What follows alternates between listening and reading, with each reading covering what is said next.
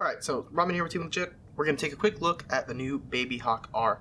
So for those of you that don't know what this is the $150 option of the Baby Hawk. To have it fully upgraded, you get a carbon fiber frame, some other stuff, and this video we're really going to just take a first look at it. We're going to do a couple flights, and we're going to compare it to something that you would normally build yourself, and we'll see if it's worth the money.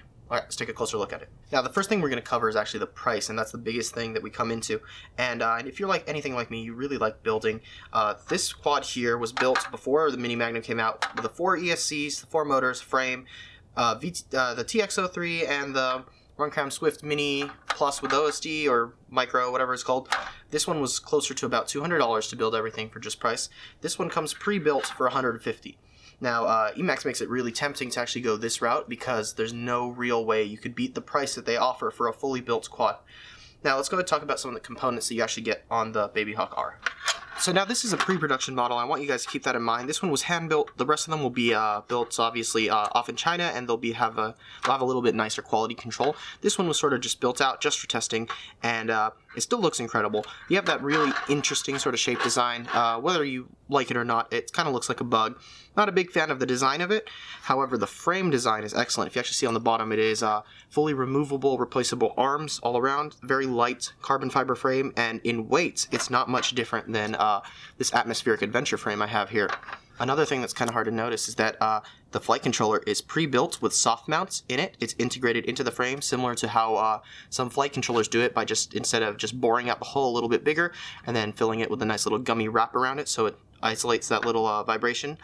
You have one strengthening piece of carbon that comes from the top to bottom here. Your 4 individual arms. Bit of an interesting design. I'm a big fan of how this frame was designed.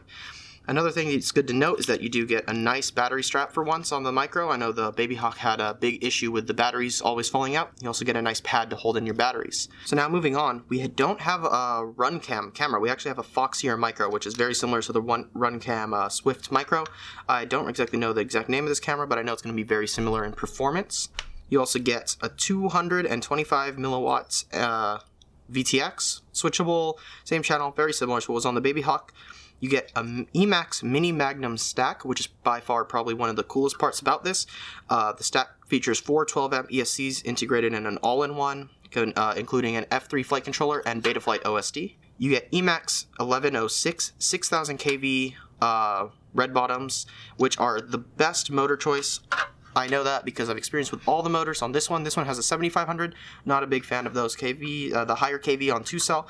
A 3-cell setup on 6000 is by far the best flying characteristics that I've experienced on all these quads. Another couple things that's important to note is you get an XT30 with this, no longer JSTs. Wasn't too happy to see that just because it means I have to change out all my batteries from my Baby Hawk already, but it is a better connector without a doubt. So I guess it's good to start forcing me to use the XT30, but overall I'm just going to have to change a bunch of batteries.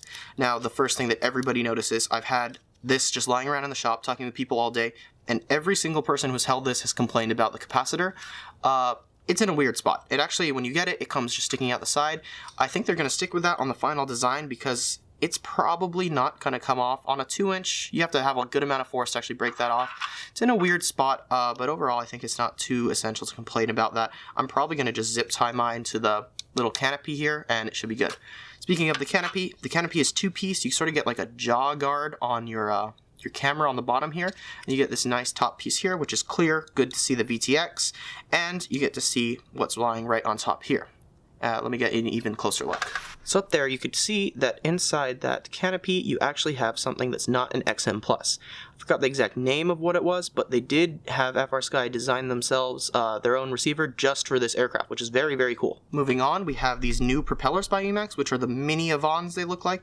They're 4-blade. Apparently, according to Emax, they're not the highest pitch, but they're supposed to handle a lot better, be much more efficient, and again, they're designed to be run on 3-cell. Overall, this is a really cool looking little quad. I'm super excited to give it a flight. Let me go and show you what batteries I'll be using with it. I'll be using our Team Legit 460 ADC graphene. These are also test batteries. We'll see if they're any good.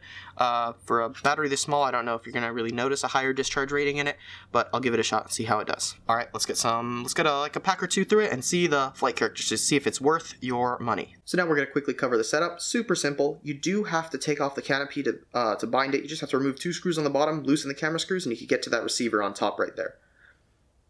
Now, make sure you change it from D16 to D8. It's not a D16 receiver. It will not work. And make sure you get that solid green light on the receiver that is bright, not a small, dim, blinking one. Make sure you switch it over to the proper configuration for the radio, and you should be all set and ready to go. Except...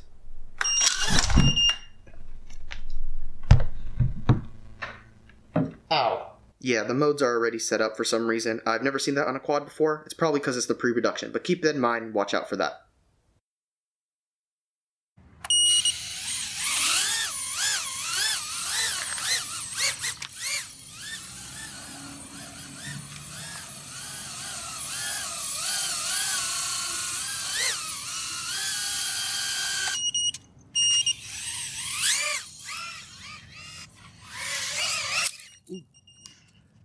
Do you want me to get that on film? 11.7, that's okay.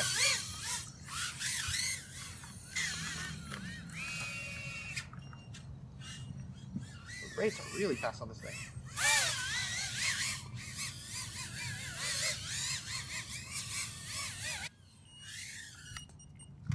Okay, so let's look at some of the DVR recording. Now you'll notice these are on HD3s, and this is with 25 milliwatts, not 200 milliwatts. Not flying very far, but that's what's causing a lot of the static between the trees. It's my bad, I just forgot to switch it up to 200. I forgot that they even have the 25 milliwatt option, but nevertheless, it's flying incredibly well and it had great range. This quad's really easy to mess around with, and obviously I just tried to get a little goofy, tie up some new lines, and did some stupid stuff, but overall, it flew incredibly well. Part of that's due to the 6000 kV 3-cell motor setup with a slightly aggressive mini Avon props. It's just a really good setup for a performance build.